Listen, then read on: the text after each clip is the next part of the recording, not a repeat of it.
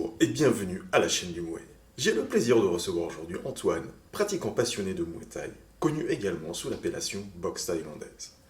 Discipline intimement liée à son pays d'origine et à sa culture, elle a connu beaucoup de succès dans les années 90, l'âge d'or du Muay. Pratique extrême, de par ses règles qui offrent beaucoup de liberté dans l'arsenal technique, elle a auprès du grand public une forte connotation de boxe dure dont la pratique serait réservée aux plus teigneux.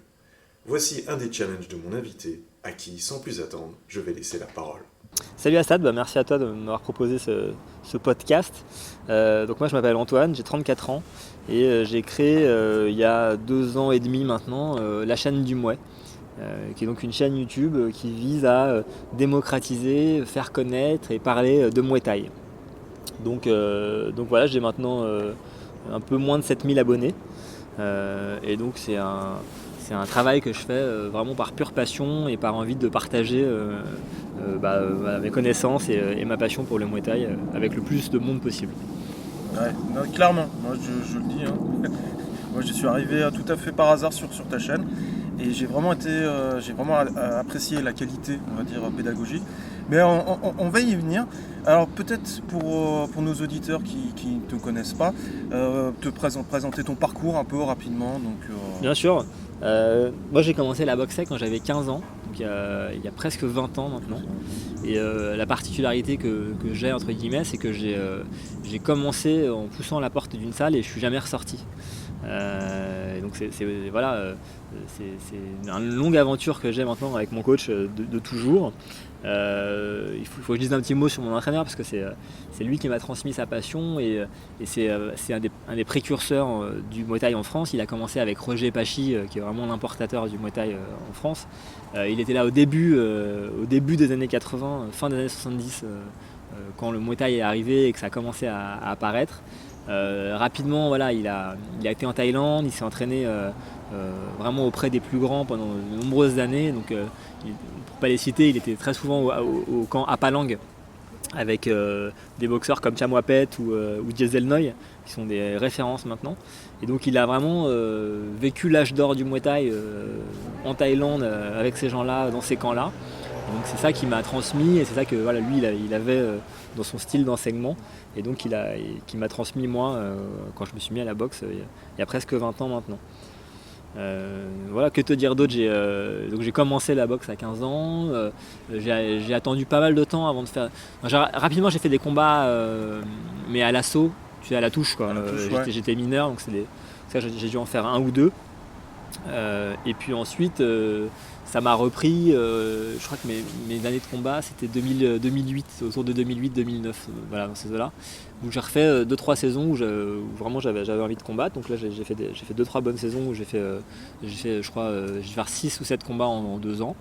Combat KO là. Ouais, combat KO, je terminais sans protection, etc. Donc, mon objectif c'était ça, c'était au moins de faire un combat sans protection, à part les coups d'hier bien sûr, pour voir un peu ce que c'était. Et puis après, rapidement, entre la vie professionnelle, la vie de famille et la boxe, j'ai compris que l'investissement il était très important pour moi. C'est aussi un des trucs que j'essaie de mettre en avant sur la chaîne, c'est à quel point c'est difficile d'être boxeur et quel investissement ça demande, etc. Donc j'ai pas été plus loin. Puis en plus, ça serait présomptueux de ma part de dire que j'aurais pu aller beaucoup plus loin. Tu sais jamais évidemment. Et donc je suis plutôt aller vers l'enseignement en fait. Donc d'abord c'était un peu officieux dans ma salle, je m'occupais un peu des nouveaux, je tenais les PAO aux compétiteurs, je m'étais un peu investi auprès de mon entraîneur. Et puis un peu plus récemment, mais il y a je pense 5 ans maintenant, j'ai passé mon diplôme de coach. Alors c'est un diplôme fédéral, le plus bas niveau entre guillemets, qui permet de coacher bénévolement. Mais moi j'ai pas d'autres ambitions donc ça me va très bien.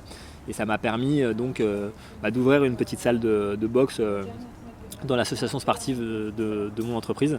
Donc du coup j'ai ma salle historique dans laquelle je m'entraîne le soir et le midi j'ai mes cours de boxe que je filme d'ailleurs sur ma chaîne régulièrement quoi. C'est un gros avantage de pouvoir s'entraîner le midi. Ah c'est sûr. Et d'enseigner. C'est sûr. Et Justement, tiens, pour parler, donc peut-être c'est un point.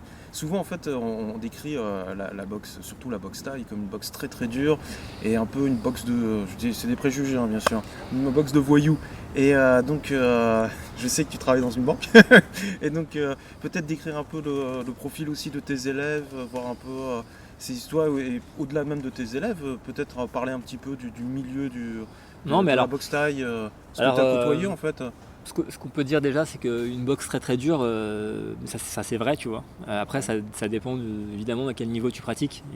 Tu peux pratiquer en loisir et puis ça peut être des cours où tout se passe bien entre guillemets et c'est pas trop dur.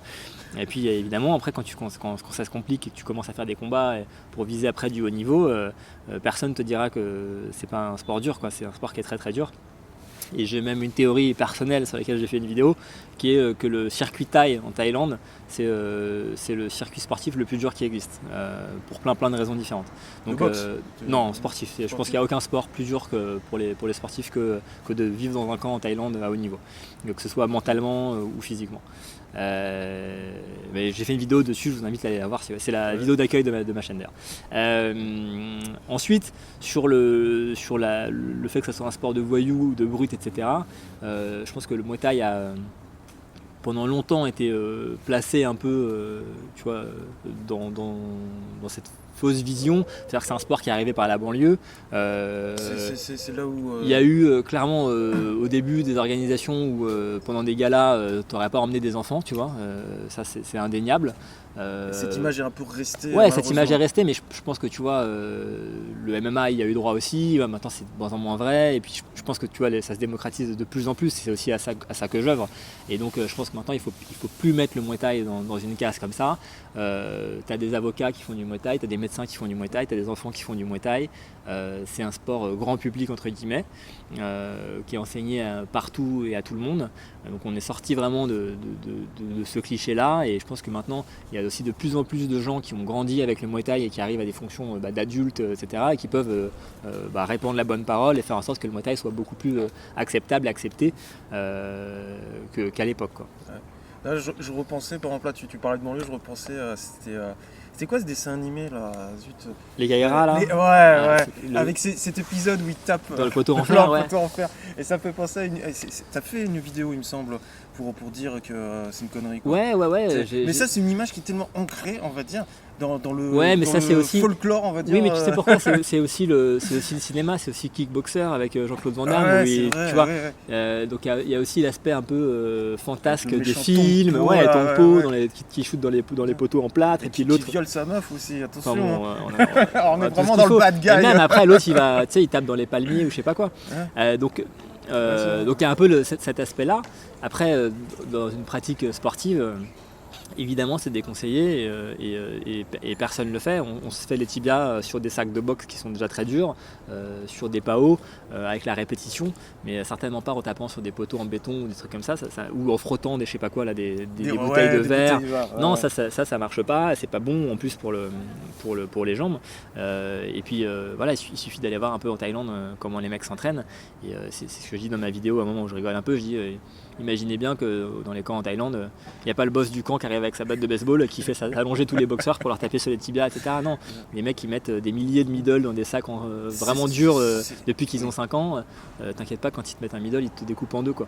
Donc ça c'est un peu une fausse image. Après bon voilà, c'est le folklore du sport et c'est marrant aussi, tu vois. Mais ça dénote quand même cette image que la boxe thaï a. Et donc malheureusement bon. Mais c'est bien justement, et c'est bien que parce que c'est bien qu'il y ait des personnes comme toi qui fassent des vidéos pédagogiques où on voit le travail technique. Et moi c'est ce qui m'a vraiment plu, c'est comme ça que je suis arrivé sur ta chaîne. Donc moi je recherchais en fait des vidéos de grappling, et donc j'étais tombé il y a une vidéo sur laquelle tu montres les techniques de corps à corps. Donc je me souviens plus du nom, c'est le PAM. PAM en thaïlandais, PAM. Clinch, PAM. Et c'était vraiment bien fait parce que tu expliques que on pourrait carrément en faire un truc en dehors. Ah ouais, ça c'est sûr. Tellement c'est complexe et riche techniquement. Le corps à corps, on dit souvent que c'est une discipline dans la discipline. parce que c'est une forme de lutte, hein, donc tu peux quasiment passer ta vie à t'entraîner au corps à corps et tu apprendras toujours des trucs. Il y a vraiment des notions d'équilibre, de saisie, de contrôle des coudes qui sont très complexes.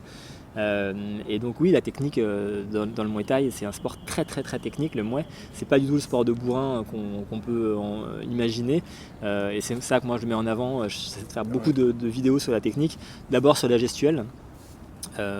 Comment avoir une bonne gestuelle, aussi sur les appuis, sur les déplacements, évidemment sur le clinch, on en parlait. Et voilà, moi je considère que quand vous vous inscrivez dans une salle de boxe, vous venez pour apprendre à faire de la boxe. Et pas pour apprendre à faire des pompes ou à courir ou à faire des abdos. Alors évidemment, il faut en faire, c'est pas ce que je suis en train de dire. Je suis en train de dire qu'il ne faut pas faire de renforcement, etc. Mais le cœur du sujet, ça reste d'apprendre le Muay Thai et ses particularités et ses gestuels qui sont si riches.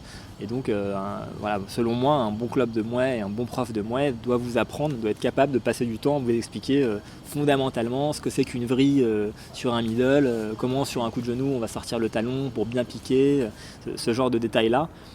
Et pas juste, sparring, on fait des pompes, faites comme ça. Et voilà, non, il y a vraiment beaucoup de choses à apprendre, quoi. Et ça justement, c'est un des points qui m'avait vraiment intrigué, interpellé dans tes vidéos, c'est que moi l'image, et pour avoir vu aussi dans certains clubs, je dis pas tous, attention, je vais pas me mettre des gens à dos, mais l'image un peu de la boxe qu'on voit, c'est que tu tâtes, tu vas, tu tâtes. Alors je dis pas qu'on va te mettre des mecs super balèzes et qu'on va te mettre KO, hein, c'est pas ce que je suis en train de dire, mais c'est un peu, tu vas et petit à petit, si on voit que tu es assez motivé, parce que il y a plein de personnes qui viennent, qui vont rester 2 mois, 3 mois, donc il y a beaucoup de coachs qui vont pas perdre leur temps à expliquer, et donc et la technique vient après.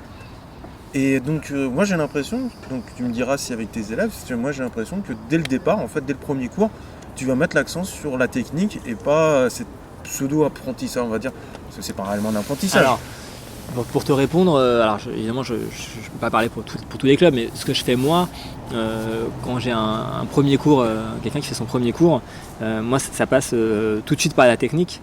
Mais par contre ce que je fais aussi, c'est que l'étape juste après, c'est la mise en pratique en sparring. C'est-à-dire que moi je m'appuie beaucoup sur le sparring pour continuer sur une démarche pédagogique et montrer la gestuelle, etc., corriger les défauts. C'est-à-dire que je ne mets pas quelqu'un devant un sac pendant 6 mois avant qu'il monte sur le ring. Donc mon premier cours, ça va être de montrer d'abord la posture, la garde, les blocages, montrer ensuite le gauche-droite et ensuite le middle. C'est vraiment normalement en 1 heure on a vu à peu près ça. Évidemment je le fais après taper un peu au sac la personne, voir comment elle se débrouille. Et si la personne se débrouille bien, je vais directement la prendre avec moi en sparring. Sur un sparring extrêmement souple et extrêmement pédagogique, où vraiment on va faire un round, je vais mettre un petit coup de pied, est-ce que c'est bien bloqué, oui, non, ouvre plus ton blocage, tu dois bloquer avec ton tibia, ce genre de détails techniques. Et c'est aussi comme ça, au travers du sparring, que je vais enseigner le Muay, la gestuelle, la posture, etc. Et donc il y a une série de vidéos que j'ai fait et je suis très content d'avoir fait sur ma chaîne qui s'appelle De débutant à confirmer avec Foudil. C'est un projet que j'avais depuis des années, hein, vraiment, et j'avais jamais fait, et finalement grâce à Foudil on a pu le faire. Où Foudil il s'est inscrit à ma salle. C'est un vrai débutant? Un vrai débutant. Il n'a pas joué un rôle du tout, il faisait du foot, c'était quelqu'un de sportif, c'est une bonne condition physique, mais il n'avait jamais fait aucun sport de combat. Et on a filmé pendant 1 an sa progression. Donc premier cours il découvrait complètement, et puis on a fait 8 ou 9 vidéos je crois pendant 1 an, où on voit sa courbe de progression, les problèmes qu'il rencontre, comment je le corrige, etc. Et donc ça je suis très content d'avoir pu le faire parce que si quelqu'un se pose la question qu'est-ce que je pourrais donner moi en 1 an de Muay Thai, et il y a la réponse avec Foudil qui s'en sortait plutôt bien globalement quand même, mais qui donne un début de réponse à cette question. Et c'est vrai que j'avais ce concept là, je voulais le faire au début avec tout mon groupe d'élèves. J'avais même fait un test avec une GoPro sur le torse pour filmer mes cours et que ça soit tout le temps comme ça. Puis en fait c'était regardable, ça donnait la gerbe, ça c'était horrible. Donc j'ai pas fait. Mais du coup avec Foudil on a fait la saison 1 débutant à confirmer. Et, ce que j'aimerais beaucoup faire maintenant c'est de pouvoir faire ça mais avec quelqu'un qui a l'ambition d'aller jusqu'à la compétition, tu vois. Et donc du coup de pouvoir prendre quelqu'un qui débute jusqu'à son premier combat par exemple. Donc peut-être un jour si je trouve la bonne personne et qu'on a le temps de le faire. C'est pas une question que j'avais prévue, mais aujourd'hui en tant que coach, tu as formé aucun élève jusqu'à la compétition, qui a voulu faire la compétition? Pas au bureau, parce qu'on est clairement sur une optique loisir. Même si il y en a un que j'aurais beaucoup aimé envoyer au charbon, c'est Najib, s'il s'écoute, s'il m'écoute, qui était très doué, qui était volontaire, etc. Et puis à un moment, on s'est posé la question, est-ce que voilà, on met le petit coup de pouce pendant les 4-5 prochains mois pour le préparer vraiment et l'envoyer à la saison d'après. Et voilà, il a pesé le pour et le contre avec sa vie de famille, son boulot qui était aussi très prenant. Et on a dit que ça allait pas le faire. Donc on ne veut pas faire les choses à moitié, on l'a pas fait. Mais Najib, voilà, ça aurait été un élève, j'aurais adoré, il aurait pu y aller, il aurait pu faire des belles choses et ça aurait été top. Après, dans ma salle historique, c'est évidemment mon entraîneur le chef, entre guillemets. Oui, là, à ce moment-là, on a eu... T'es même pas assistant là-bas ? Si, bien sûr, c'est ce que je disais. Hein, je peux m'occuper des débutants ou des compétiteurs, même si je le fais un peu moins ces dernières années, j'ai un peu moins de temps. Je suis aussi un peu moins présent depuis que j'ai mes enfants. Avant, j'y étais 3 fois par semaine, maintenant, j'y suis plus qu'une fois par semaine. Mais là, oui, je peux tenir les PAO à ceux qui préparent les combats. On en a eu plein. Je suis souvent dans les coins pendant les combats pour aider à coacher les boxeurs. Donc ça, si, il y en a eu beaucoup. Ouais. Donc, ça pourrait, je pense, intéresser nos auditeurs. Donc là, tu parlais vraiment on peut voir un peu deux aspects de la pratique. On va dire une pratique loisir, même si on peut appuyer plus ou moins en fonction de ce que c'est un accord, on va dire, tacite entre les deux partenaires, et une préparation compétition où là, effectivement, on va avoir quelqu'un en face qui veut gagner autant que toi, normalement. Ouais, c'est sûr. Et donc, il n'y a plus d'accord tacite, entre guillemets, c'est les règles en fonction. D'ailleurs, tu as fait une très bonne vidéo sur les fédérations, les différentes classes. Ça. Donc, je vous laisserai écouter. Et donc, comment, en fait, quelle est la grosse différence donc, dans la préparation, quand tu prépares, en fait, toi ou un élève, à faire de la compétition? C'est l'exigence. C'est-à-dire que l'exigence que tu as envers la personne, un loisir, il vient, il s'échauffe, il fait son sparring, tu vois, il est très fort, c'est bien, c'est cool. Puis il n'a pas beaucoup de cardio, c'est pas grave. Puis il vient pas pendant 2 mois, c'est pas grave non plus, tu vois. C'est sa vie au mec. Un compétiteur, déjà il rate pas d'entraînement, et tu vas lui demander d'aller courir en dehors des entraînements et tu vas t'assurer qu'il le fait vraiment. Il faut qu'il soit à l'heure, il faut qu'il soit déterminé, il faut qu'il t'écoute. Tu vas lui faire des entraînements beaucoup plus rigoureux avec des séances de PAO beaucoup plus dures. Et donc il va être aussi plus suivi par le coach, et par le club en règle générale.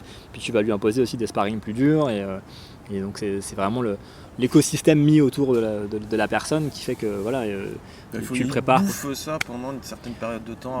Ouais, bien sûr. Tu prépares le combat, je sais pas, tu vas avoir 1 mois et demi, 2 mois, ça va dépendre de son premier combat, s'il est déjà plus ou moins prêt.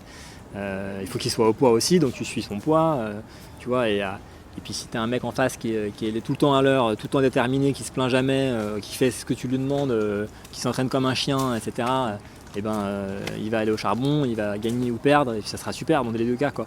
Puis tu as un mec, il va rater un entraînement, j'ai mal à la jambe, je suis fatigué, j'ai mangé, j'ai mal au ventre, je sais pas quoi. Le mec, tu vas même pas l'envoyer au bout d'un moment, tu vas lui dire, vas-y, c'est quoi, tu vas retourner en loisir, parce que c'est pas pour toi, la compétition, t'as pas la discipline voilà, que ça demande, quoi. Non, c'est clair.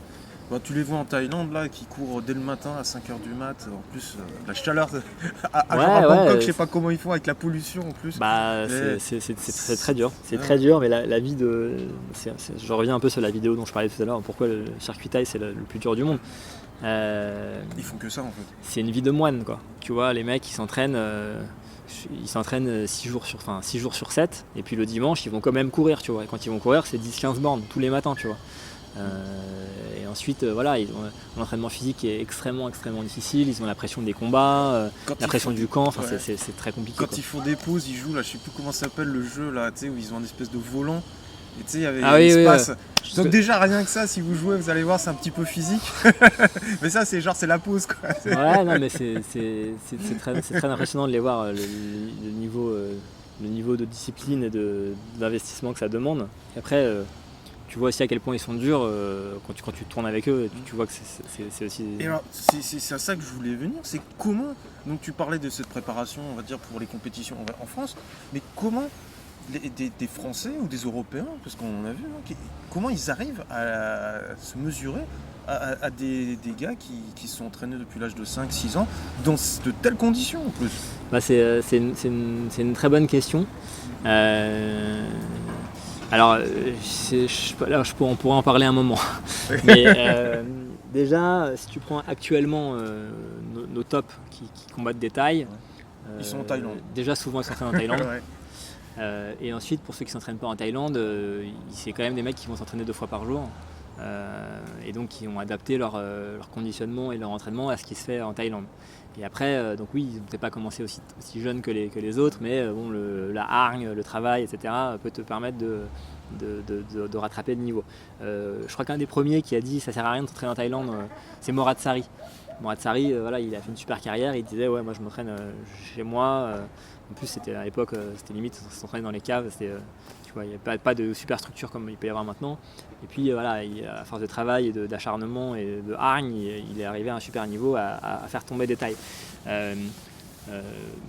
Mais pour tu vois, sortir plusieurs combattants comme la France arrive à le faire, etc., les structures maintenant, les gens souvent s'entraînent en Thaïlande quand même. Donc, où on calquait vraiment l'entraînement sur ce qui se fait là-bas.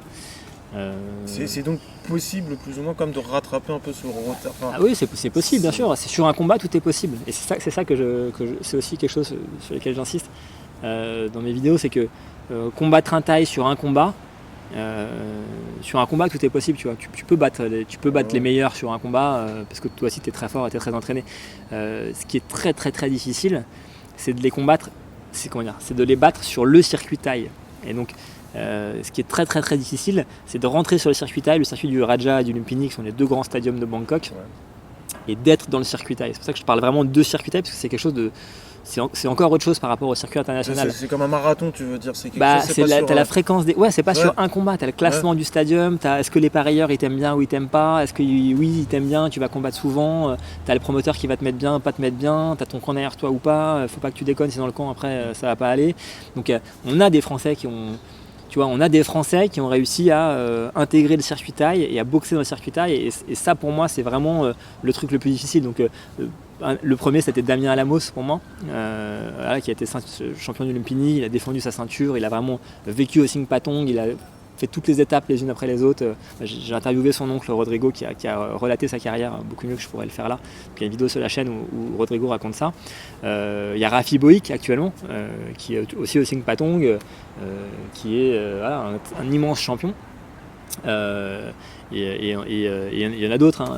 Il y a Arthur Meyer là, actuellement qui est aussi au Sing Patong. Après en Belge il y a Youssef Bouganem aussi qui a complètement intégré le circuit taille et qui a tout gagné dans tous les plus grands stadiums. Il y a des combattants qui y arrivent, mais pour moi c'est ça qui est le plus difficile. C'est pas de battre un taille un soir, mais c'est d'intégrer le circuit taille et de gravir les échelons et de maintenir le rythme sur l'année quoi, tout le temps. Parce que tu vois, en boxe anglaise les mecs et même en MMA, tu vois, pour ça me fait sourire quoi. Le mec, combien il fait combat dans l'année quoi? Je sais pas, McGregor il fait combien de combats dans l'année? Ou tu vois, Tony Yoka il fait combien de combats dans l'année quoi? De toute façon, il suffit de regarder les palmarès détails quand ils font 300 combats. Ouais, t'as raison. Et 300 combats. 300 combats, enfin personne en MMA fait 300. C'est bien sûr. Et puis 300 combats, les mecs il en manque la moitié de quand il était petit, tu vois. Enfin, non mais tu vois. Et donc les mecs, c'est des machines. Le rythme.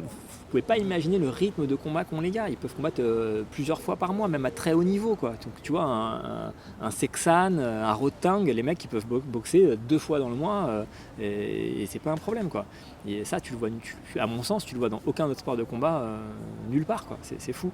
Le rythme que les mecs s'imposent et tiennent pendant des années, c'est incroyable, quoi. Non, mais c'est vrai qu'ils sont entraînés des plus jeunes âges, mais aussi il y a une sorte de mental, je sais pas. Donc la boxe thaï c'est quand même quelque chose de particulier en Thaïlande. Donc toi tu as été. Alors c'est leur sport naturel, c'est leur sport national, pas naturel. Enfin si c'est naturel, tu vois, mais c'est leur sport national. C'est vraiment. C'est pas en France, on a quoi? On a la savate, la boxe française. Ouais, mais personne ne c'est incomparable. Voilà. Non, mais tu vois, tu veux dire qu'en sport, en France, le sport le plus répandu, ça serait le foot, tu vois. Et encore le foot est en train de beaucoup monter en Thaïlande. Là. Il y a beaucoup de jeunes qui se mettent au foot et les Thaïs ils adorent le foot. Les boxeurs ils s'entraînent tout le temps en maillot de foot. Tu vois. Toi tu vas à l'entraînement, t'es full Fairtex, t'es full Twins, t'es trop bien avec tes marques taille et tout, t'es refait. Eux ils s'entraînent en maillot du Barça et un vieux short tout pourri, tu vois. Et limite ils se foutent de toi quand t'es avec ta tenue de champion, quoi. Mais tout ça pour dire que pour eux c'est une institution. Tu vois, le Muay Thai, t'en as à la télé tout le temps sur plusieurs chaînes. T'en as tous les soirs à la télé sur au moins une tienne. Et Quoi. puis tu parles avec n'importe. Moi, je parle de la boxe française, là ça arrête parce qu'on est en France. J'ai été en Inde, quand tu parles du Kalaripayat, les gens ils te regardent, même tu vas au Kerala, tu vois, c'est la patrie du. Les gens ils te regardent genre, mais qu'est-ce que tu me sais, racontes ? voilà, ils connaissent pas, c'est chez eux. Des fois c'est en bas de chez eux que les mecs ils s'entraînent, donc, ils connaissent pas. Mais tu vas en Thaïlande, tu parles avec une ménagère de moins de 50 ans hein, et connaît tous les gars, les matchs. Enfin, oui, mais c'est aussi parce que. C'est incroyable. Mais c'est aussi parce que son mari il a fait de la boxe quand il était petit, que son fils il est dans un camp de boxe. Enfin, tu vois, tout le monde fait de la boxe. Tous les enfants, enfin, c'est-à-dire tout le monde, tu vois, pas généralisé non plus, mais beaucoup de monde fait de la boxe, tu vois. Et je sais pas, quand j'étais en Thaïlande, je parlais au chauffeur de taxi, il me demandait ce que je foutais là en règle générale. Et donc ils sont curieux les chauffeurs de taxi. Ouais, bon, après tu baragouines hein, parce qu'ils parlent anglais comme moi je parle thaï, tu vois, donc c'est approximatif. Mais en règle générale, tu dis Muay Thai, ah Muay Thai, et puis il te dit ouais moi Muay Thai, tu vois, qui t'explique qu'il a fait de la boxe quand il était petit, qu'il a fait 3-4 combats puis qu'il a arrêté. Mais bon, qu'il a vécu dans un camp pendant. Tout le monde a un lien avec la boxe, donc c'est vraiment extrêmement démocratisé et c'est clair que c'est une institution quoi. D'ailleurs, le Lumpini et le Raja, les deux grands camps de Bangkok, sont tenus par l'armée et par la police, tu vois. C'est vraiment institutionnel quoi. Tu veux dire, ils sont tenus. C'est organisé. Là, ouais, d'accord. Ouais. C'est étatique quoi. C'est étatique. Là, clairement, et ce qui explique aussi, tu avais fait une vidéo, il me semble, aussi sur les combats des enfants. Donc ça, c'est quelque chose qui est souvent, on va dire, mal vu. Alors c'est très mal vu et c'est souvent dénoncé dans les... En fait, pourquoi j'ai fait cette vidéo ? Parce que... Ouais, c'est dénoncé, comme la maltraitance, en fait. Ouais, mais après, ce qui n'est pas complètement faux, tu vois. Enfin, en fait, je sais plus pourquoi j'avais fait cette vidéo, je crois que je l'avais fait en réponse à un documentaire qu'il y avait eu, je sais plus sur quelle chaîne, où il te montrait les combats en Thaïlande. Alors forcément, il est petit, il a 5 ans, il veut pas combattre, il a mal aux pieds, il faut qu'il maigrisse. Et donc il te montre évidemment le portrait noir du truc de l'enfant qu'on envoie au charbon alors qu'il veut pas et il y va parce qu'il faut qu'il nourrisse sa famille, tu vois. Mais en fait, ça c'est une vision européenne du truc. C'est la vision européenne, 100% européenne centrique de comment ça marche la vie. Mais en Thaïlande en fait, c'est pas comme ça. En Thaïlande, l'enfant, il y a plusieurs choses. Je vais commencer par l'aspect familial. L'enfant s'occupe de ses parents en Thaïlande. Une maison de retraite en Thaïlande, ils ne comprennent pas ce que c'est. Quand toi, en France, ton père, tu le mets à la poubelle parce qu'il a 85 ans et qu'il se pisse dessus et que ça te fait chier de t'occuper de lui, en Thaïlande, il va s'occuper de son père jusqu'à la fin, l'enfant, tu vois. Et ça commence petit. Ça commence petit et si tout le monde a faim dans la famille, et que le petit peut faire de la boxe pour amener de l'argent, et ben il va le faire. Et donc tu vois, quand tu changes de paradigme et que tu regardes les choses un peu différemment, tu vas te dire ah ouais effectivement tu vas mieux cerner le truc. Et ensuite, ce que j'explique aussi dans la vidéo qui est très important, c'est que le Muay Thai en Thaïlande, c'est un moyen extrêmement important d'élévation sociale. Si tu veux, il y a des gens qui sont très pauvres. La Thaïlande, tu vois Pattaya, les jet skis, Bangkok, la grande ville, etc. Mais tu as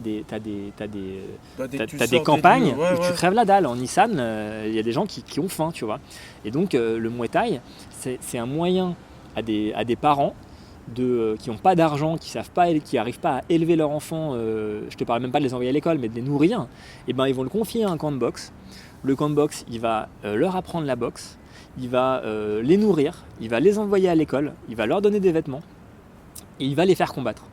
Et il y a des gens qui vont parier sur ces combats, il y aura de l'argent dans les combats, le camp il va gagner de l'argent, il va se rembourser des frais qu'il a eu pour l'enfant.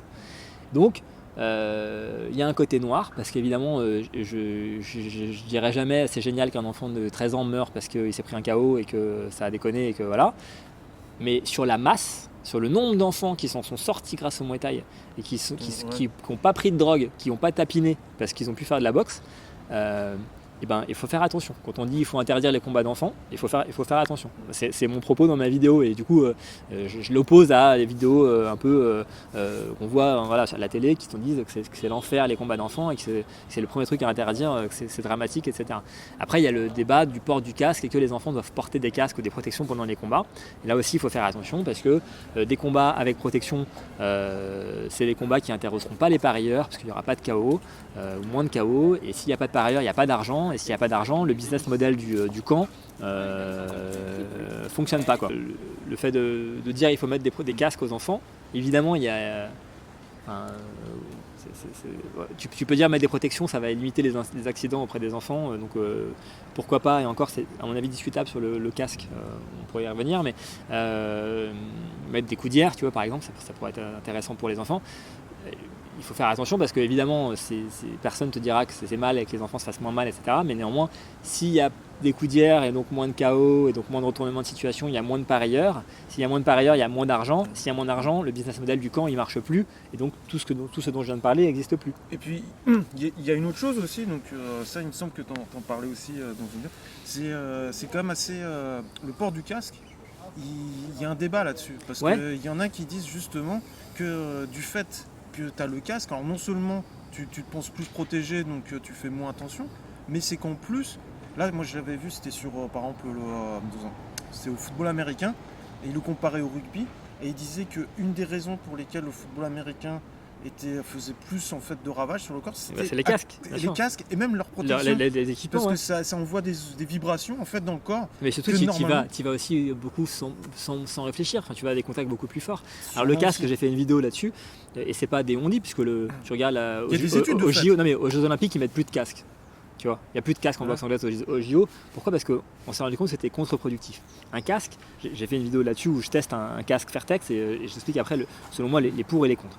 Le pour de mettre un casque, c'est déjà... où tu maltraites Samia ? Ouais, exactement. Je ne maltraite pas du tout Samia, mais effectivement, on travaille.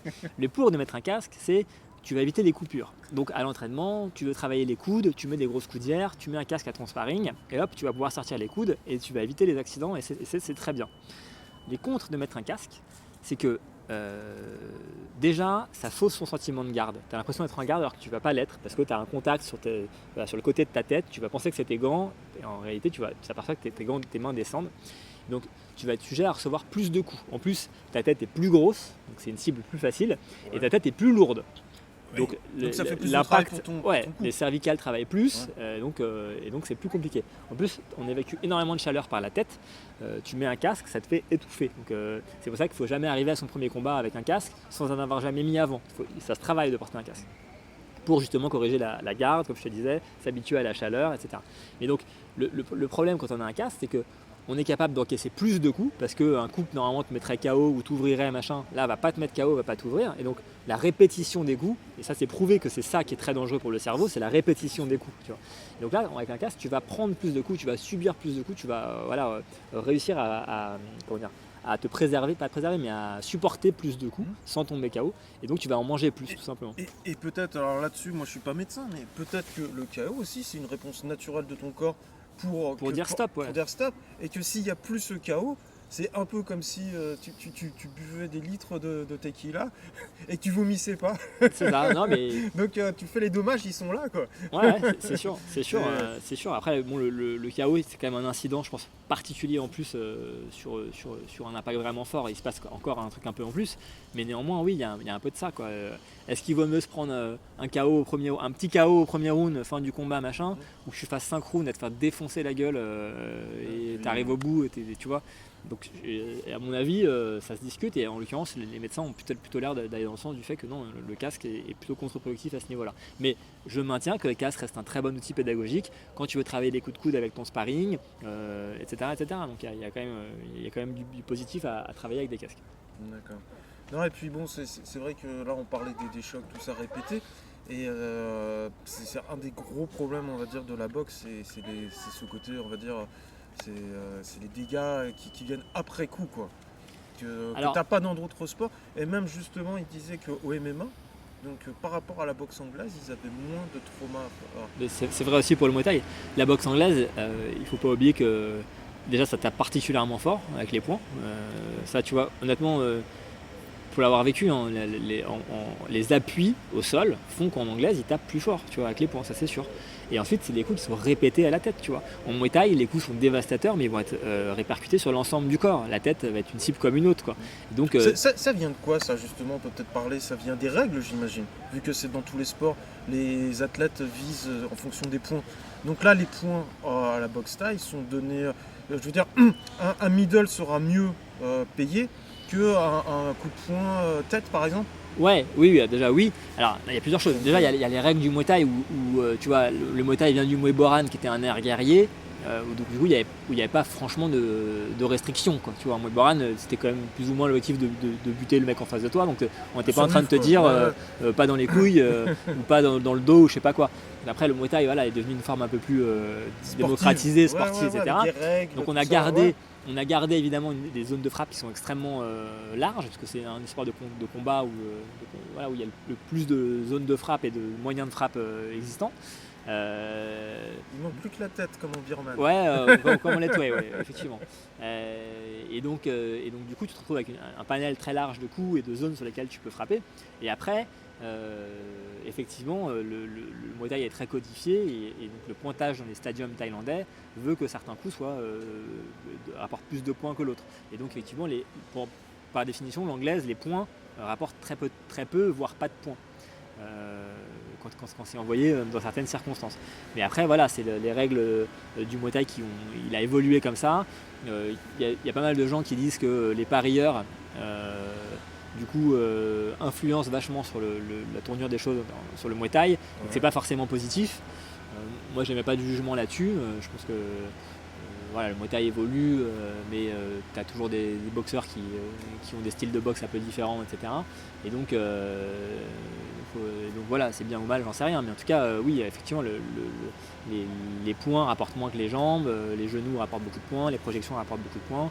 Un truc qui est marrant, c'est que tu vois, il y a Senshai qui est un boxeur très connu, il est très connu pour une gestuelle où il fait la roulette. Je sais pas si tu vois, il pose sa main par terre. Et puis c'est supposé être interdit ça, non? C'est pas interdit, mais c'est débile.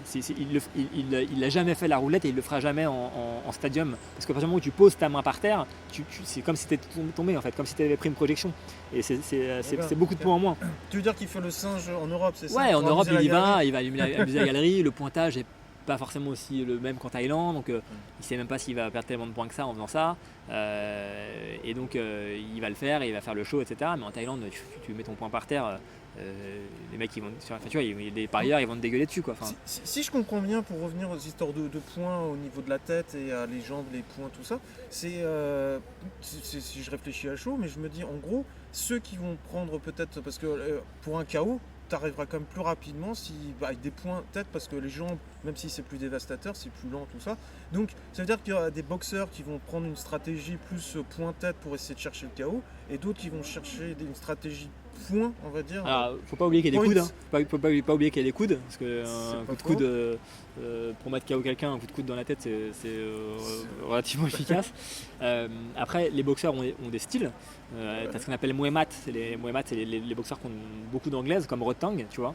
Où le mec il va vraiment te rentrer dans la gueule. Donc après, il cherche le KO, quoi. Ouais, il cherche le KO, mais en fait, le fait de rentrer fort en anglaise, c'est aussi un moyen de casser la distance et de finir en coude ou en genou, etc. Donc tu vois, être fort en poing, c'est aussi la capacité de rentrer, casser la distance et mettre KO avec les poings ou avec autre chose dans la foulée, quoi. Après, t'as des gens qui sont, t'as les Muay Thai qui sont des forts avec des jambes. Tu vois, Muay KO, c'est les boxeurs qui ont des bons coups de genoux. Muay Pam, ceux qui sont forts au clinch, etc. Muay Sok, les coudes. Bref, il y a tout un panel de boxeurs. Après, oui, t'as des boxeurs qui vont être dans leur style. Plus à chercher le KO, toujours à avancer. Tu vois, un Sexan, c'est un mec qui va avancer non-stop sur son adversaire, et qui pendant 3-4 rounds va lui faire la guerre, à l'avancer, avancer, même s'il reçoit beaucoup de coups. À la fin, ça finit par payer parce que le mec en face, il agonise, quoi. Et tu as des boxeurs plus fimeux, plus techniques, qui vont savoir boxer en reculant, placer un middle au bon moment pour couper l'attaque de l'autre, tu vois, qui vont plutôt marquer des points, être un peu plus clean. Et ça peut parfois donner des combats qui sont un peu plus chiants à regarder pour le grand public, pas pour l'amateur de Muay Thai qui va voir la technique derrière, mais où les mecs vont dire mais tu vois, il se passe pas grand chose, où il ne donne que 3 coups de pied, qu'est-ce qui se passe, etc. Mais le Muay Thai, ce qui est génial avec le Muay Thai, c'est que parfois tu assistes à des trucs que les gens qui regardent un combat de boxe thaï pour la première fois vont dire mais putain, mais c'est quoi ce bordel, tu vois. Quand au 5e round les boxeurs ils arrêtent de boxer, qu'ils se mettent à danser, etc. parce que voilà, sur le circuit thaï, quand tu as perdu le combat, en règle générale au 5e round, tu vas lâcher un peu l'affaire parce que tu vas pas te blesser pour le combat d'après, et puis bon, de toute façon t'as perdu. Ouais, parce qu'il faut pas oublier quand même que c'est des professionnels, donc aussi leur intégrité physique, même s'ils s'engagent beaucoup, elle est super importante. Bah ouais. Parce que s'il est blessé, c'est 3 mois de boxe en moins. Enfin, Je veux dire, Non, mais ils ne peuvent pas se permettre. ouais, Quoi. c'est exactement ça. Ouais. Donc ils peuvent laisser un peu filer et ok, j'ai perdu ce combat, bah, rendez-vous dans 2 mois pour la revanche, tu vois, ou même pas, parfois en Thaïlande, rendez-vous dans 3 semaines pour la revanche. Et puis donc ils vont, pendant la dernière minute du round, ils vont danser, ils vont tourner en rond, il ne va plus rien se passer. Quand tu vois quelqu'un qui regarde ça, il va dire mais mon Dieu, mais qu'est-ce qu'ils sont en train de faire? C'est pareil, le premier round en Muay Thai, c'est un round d'observation où en règle générale les juges regardent à peine C'est et un round de les parieurs, parieurs, en fait. ouais, les parieurs placent leur cote et donc. Et c'est un round où globalement il se passe rien quoi. Et donc les mecs regardent ça, ils disent premier round, mais qu'est-ce qu'ils ont foutu? Ils ont mis un front kick, un coup de poing, un truc, ils ont tourné. Alors en l'occurrence, les boxeurs, bon, ils placent quand même leur truc, tu vois, ils peuvent tester un peu une attaque, voir comment l'autre réagit. Puis tu vois, le mec il va pouvoir mettre, je sais pas, une feinte et puis voir comment l'autre réagit, puis il va la ressortir 4 rounds après pour cette fois-ci mettre KO, tu vois. C'est pas totalement, on va dire. Ouais, il y a quand même les boxeurs sont quand même en train de placer ouais, leurs pions, tu vois, petit à petit. Mais quand tu peux regarder un premier round où il se passe rien, un 5e round où les mecs dansent, tu vas dire mais mon Dieu, mais qu'est-ce que c'est que ce sport, tu vois. Il y a un peu de ça parfois. Mais néanmoins, quand tu sais ce qui se passe, la signification que ça a derrière, ça a particulièrement du sens, quoi.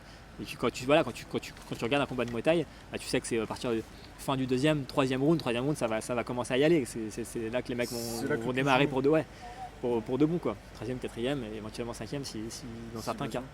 Donc est-ce qu'il y a déjà, même si bon, il y a pas mal de messages importants que tu as passés, est-ce qu'il y en a un en particulier que tu as envie de revenir dessus avant de conclure? Bah, faites du Muay Thai. Non mais bon là, Ouais. tu vois le Venez Muay. chez moi. Non, justement, venez pas chez moi, venez trouver Non, un non. club près de chez vous qui vous intéresse. Le Muay Thai, c'est un sport qui est, tu vois, qui est connu mais sans l'être vraiment. Tu vois, la boxe Thai, c'est non, parce connu, que tu vois, mais Il y a beaucoup, c'est ce qu'on disait, c'est qu'il y a beaucoup aussi qui craignent, on va dire, qui se disent non mais je vais aller là, je vais revenir sans mes tibias. ouais. Donc non, c'est pas ça. Allez, mettez votre pied dans un club, vous allez ressortir vivant.